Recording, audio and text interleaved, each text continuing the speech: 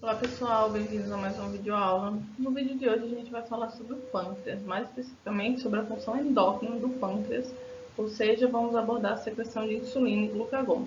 O pâncreas ele possui também uma função exócrina, quando ele secreta enzimas digestivas, por exemplo, para dentro do trato gastrointestinal, mas essa função exócrina ela vai ser tratada junto com os assuntos do sistema digestório. No vídeo de hoje a gente vai focar na função endócrina. Então, a função endócrina do pâncreas está também associada à ingestão alimentar. Então, quando a gente ingere um alimento rico em carboidratos, por exemplo, como macarrão, a gente vai ter esse alimento sendo digerido e quebrado, e você vai ter no final um dos produtos dessa digestão vai ser moléculas de glicose, que vão ser absorvidas lá pelo seu trato gastrointestinal e liberadas na corrente sanguínea. A presença da glicose na corrente sanguínea vai ser um dos estímulos para o pâncreas, por exemplo, secretar a insulina. Então, a gente vai ter o pâncreas com um papel muito fundamental na manutenção da homeostase nos níveis de glicose sanguínea no nosso organismo. Então, vamos começar falando sobre as células que são responsáveis por realizar a secreção de insulina e glucagon no pâncreas. Então, a insulina e o glucagon são secretados por células chamadas ilhotas pancreáticas, também conhecidas como ilhotas de Langerhans. As ilhotas pancreáticas elas são compostas por dois tipos de células, células beta e as células alfa. As células beta elas secretam insulina e as células alfa são as secretoras de glucagon. Aqui nessa imagem a gente vê o pâncreas, certo? Aqui é associado a vasos sanguíneos, então toda a secreção endócrina do pâncreas ela vai para dentro dos vasos sanguíneos, e se a gente dá um zoom a gente consegue ver as ilhotas pancreáticas e como elas estão distribuídas ao longo de todo o pâncreas. E aí essas ilhotas elas vão possuir as células alfa e as células beta, secretoras de glucagon e de insulina. O pâncreas ele secreta, além do glucagon e da insulina, ainda na sua função endócrina, um hormônio chamado somatostatina pancreática. A somatostatina pancreática foi visto já em estudos que ela é capaz de inibir a secreção de insulina e de glucagon. E aí existe um terceiro tipo de célula nas ilhotas pancreáticas, chamadas células delta, que são justamente as responsáveis pela secreção de somatostatina. A somatostatina pancreática ela ainda é um achado relativamente novo, então ainda está rolando muitas pesquisas sobre ela e sobre quais papéis ela pode ter dentro do nosso organismo. E aí, esse estudo, feito com ratos, no ano passado, 2019, ele investigou o papel da somatostatina pancreática na sobrevivência de células beta do pâncreas. Então, lembrem, células beta lá são aquelas células produtoras de insulina. E aí as células beta pancreáticas, né, quando elas estão expostas a algum tipo de estresse fisiológico, como por exemplo, ausência de alimentação, uma baixa concentração de insulina no sangue, elas tendem a sofrer apoptose, ou seja, morte celular. Porém, os pesquisadores desse estudo eles encontraram que células betas pancreáticas expostas a estresse fisiológico, que no caso do estudo era a baixa glicose, quando tratadas com somatostatina, ou seja, quando o nível de somatostatina aumenta na corrente sanguínea daqueles animais e ali no pâncreas, você tem uma menor mortalidade celular para esse tipo de célula beta pancreática. Então, aparentemente, a somatostatina ela aparenta, né, ter um efeito nos mamíferos de protetivo, um efeito de proteção das células beta pancreáticas, para que essas células não sofram a apoptose de forma muito rápida e muito extensa, causando assim danos maiores ao pâncreas. Agora vamos falar sobre a insulina. Então, daqui para o final da aula a gente vai focar no papel da insulina e do glucagon no nosso metabolismo. A insulina ela é secretada quando o nível de glicose aumenta, ou seja, logo após uma refeição, quando você tem a absorção lá da glicose que você comeu no seu macarrão, você vai ter aumento da secreção de insulina porque a glicose sanguínea está aumentada. E aí a insulina ela vai ter funções tanto no tecido adiposo, quanto no fígado, quanto em células musculares, que vão promover a captação de glicose e a deposição e o estoque de glicose nesse tecido. Então, a insulina ela vai atuar em células que apresentam receptores específicos para a insulina, e aí, em destaque, tecido adiposo, fígado e músculo, fazendo com que a glicose seja captada por esses tecidos e estocada. Então, nos adipócitos, a insulina ela vai chegar lá e promover a síntese de triglicerídeos. Então, a insulina, né, vamos dar um exemplo aqui, seria a célula de um adipócito, certo? Um esquema apenas. E aí, quando o pâncreas secreta a insulina na corrente sanguínea, você tem um receptor de insulina lá na célula do adipócito. E aí, chamar a atenção para que esse receptor, assim como todos os receptores que a gente fala, quando fala sistema endócrino, também sistema nervoso, ele tem um caixa-chave fechadura. Então, ele vai responder ali, especificamente, à insulina. E aí a insulina se liga no seu receptor. Esse receptor, ele inicia uma cascata de sinalização que no final faz com que se ativem transportadores de glicose, canais, para que a glicose entre dentro da célula. Se essa célula for um adipócito, vai ter síntese de triglicerídeos. Se ela for uma célula do fígado, vai ser promovida a síntese de glicogênio, síntese também de triglicerídeos, parada da síntese de cetonas. Se for uma célula muscular, a gente vai ter síntese de glicogênio, absorção de aminoácidos e também síntese proteica. Uma coisa interessante que eu quis trazer aqui para vocês é sobre o nosso cérebro. Então, o nosso cérebro ele continua absorvendo glicose, mesmo quando a concentração plasmática de insulina está baixa. Então, lembra que eu falei lá receptor, né, numa célula genérica, que pode ser um adipócito, célula do fígado, célula do músculo, a gente tem um receptor de insulina, e quando a insulina se liga, faz a cascata de sinalização intracelular, abre lá o transportador de glicose para a glicose entrar. No nosso cérebro, a gente tem um receptor de glicose, transportador dessa glicose, que não é dependente de insulina.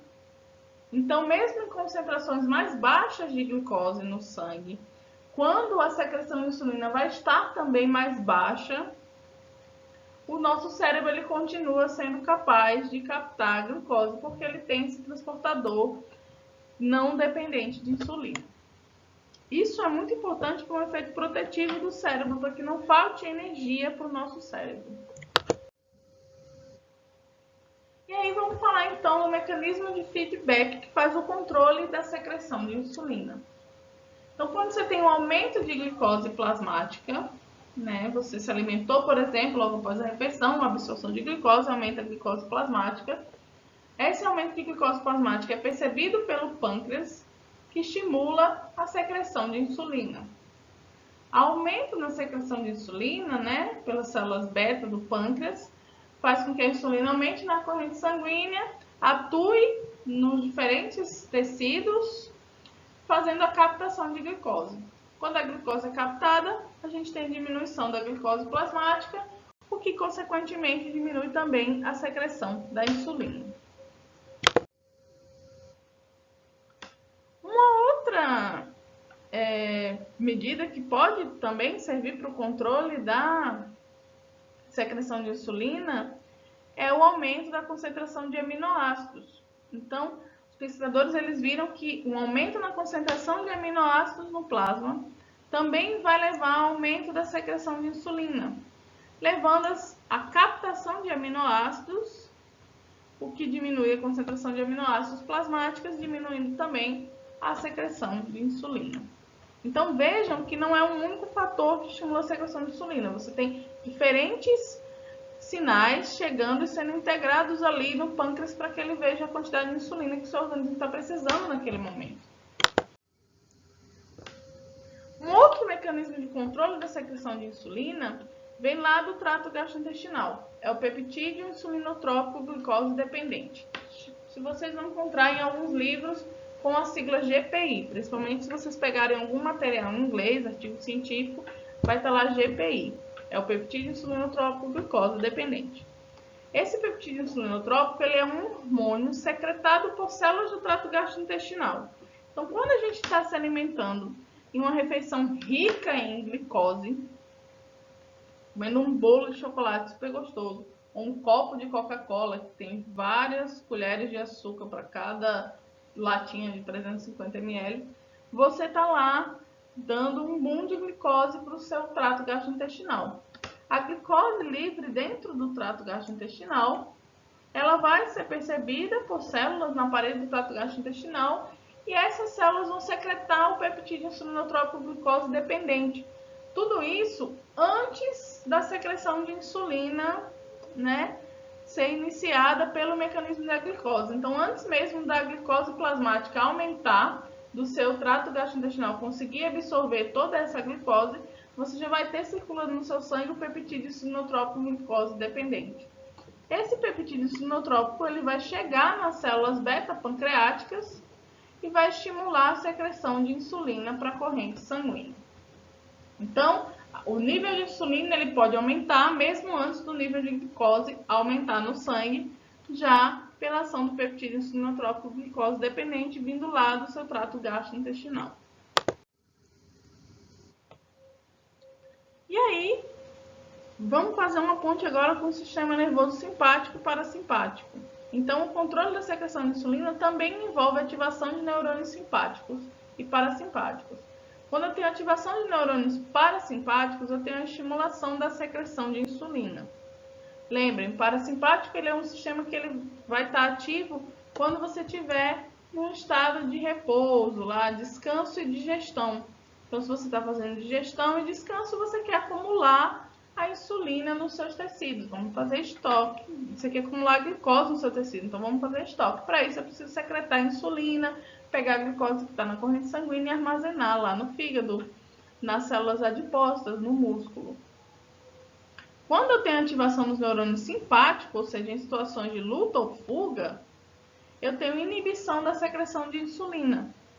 Ou seja, eu vou ter a secreção de insulina inibida para que eu tenha mais glicose disponível na corrente sanguínea para que essa glicose seja convertida em energia para eu enfrentar a situação de estresse.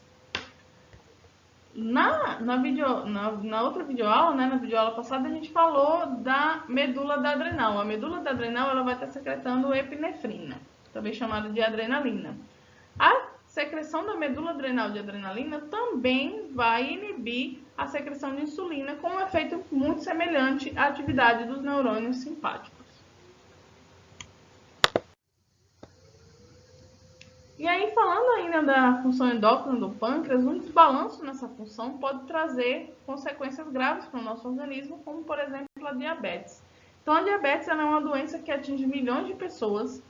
Diversos indivíduos eles têm que viver com um controle constante da sua glicose, controlando em casa quais níveis de glicose ele tem no sangue, com medicamentos também e injeções de insulina para controlar aquela diabetes. Então, isso é um problema de saúde pública muito grande, não só no Brasil, como em diversas partes do mundo.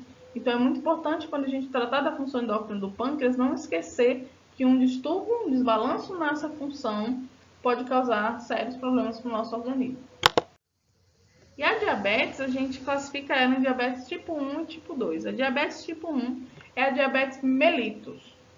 A diabetes mellitus ela é uma deficiência na produção de insulina, enquanto a diabetes tipo 2 ela é uma resistência à insulina que pode ser provocada pela deficiência no receptor de insulina. Então vamos ver aqui. Como a gente falou até agora, no indivíduo saudável, o pâncreas ele vai secretar insulina. Essa insulina vai se ligar a um receptor numa célula, pode ser um adipócito, uma célula do fígado, por exemplo. Se ligando nesse receptor lá na célula do fígado, vai gerar uma cascata de sinalização intracelular que abre transportadores de glicose e capta a glicose que está na corrente sanguínea para dentro da célula. No indivíduo com diabetes mellitus ou diabetes tipo 1, você tem uma deficiência na produção de insulina. Então, você tem um receptor para insulina funcional, transportador de glicose funcional, mas esse transportador ele acaba não sendo um canal não aberto ou não funcionando como transportador porque não tem a insulina suficiente para se ligar a esse receptor. Nesse tipo de diabetes, geralmente os indivíduos eles têm que controlar muito bem a sua concentração de glicose plasmática e tomar injeções de insulina diárias para fazer a captação dessa glicose para dentro das células. No diabetes tipo 2, é um defeito que ocorre no receptor de insulina. Então, o pâncreas ele tem a produção normal de insulina, porém o receptor de insulina, por alguma coisa que acontece, pode ser uma mutação, por exemplo, não é capaz de se ligar a essa insulina. Nesse caso, você não vai ter a abertura do transportador de glicose porque você não tem a ligação da insulina no receptor de insulina por defeito no receptor. E aí você tem, né, o diabetes mellitus, geralmente o indivíduo, ele nasce com diabetes, ele pode ser congênito, o indivíduo pode passar diversos anos. Hoje, a medicina já permite que esse indivíduo tenha uma vida regular, devido à produção da insulina sintética que está disponível para os indivíduos comprarem. Já o diabetes tipo 2, ele é um diabetes que ele pode ser controlado mais com diferentes terapias, e a gente tem ainda indivíduos que desenvolvem diabetes por tipos de dieta, né, que são irregulares e que têm uma grande dosagem de glicose. No caso do indivíduo que desenvolve diabetes, porque ele se alimenta de uma grande dosagem de glicose, muitas vezes ele consegue controlar o diabetes com uma mudança no seu estilo de vida, na sua rotina alimentar. Bom, vamos falar então do glucagon. Estamos quase chegando ao final da aula já. O glucagon, ele faz parte da função endócrina do pâncreas e a maior parte dos efeitos desse hormônio é concentrado no fígado. Então, se você pegar uma célula do fígado, o glucagon ele vai ter um efeito oposto ao da insulina. Então, o glucagon ele leva o fígado a quebrar glicogênio, a fazer gliconeogênese e a síntese de cetonas. O glucagon ele também vai ser controlado por um mecanismo de feedback da concentração de glicose. Então, ele aumenta a glicose plasmática, prevenindo o que a gente chama de hipoglicemia. Então, se eu tenho também baixa no meu glucagon, eu posso acabar desenvolvendo uma hipoglicemia, que é a falta da glicose para virar a energia necessária para as minhas atividades diárias. Então, um aumento, né, quando a concentração de glicose diminui, essa diminuição na concentração de glicose estimula o pâncreas a secretar o glucagon.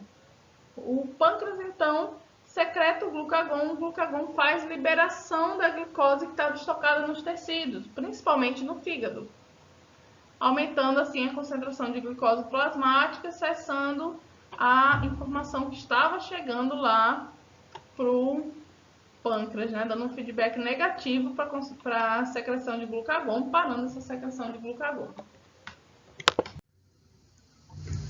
O glucagon, né, como ele vai aumentar a glicose plasmática, ele vai estar também sendo estimulado pela inervação simpática, ou seja, quando eu estou numa situação de luta e fuga, eu preciso de mais energia, eu preciso liberar glicose para o meu sangue para que ela esteja disponível para os músculos, por exemplo, fazerem as suas funções de correr, se eu estiver correndo de uma cobra, por exemplo.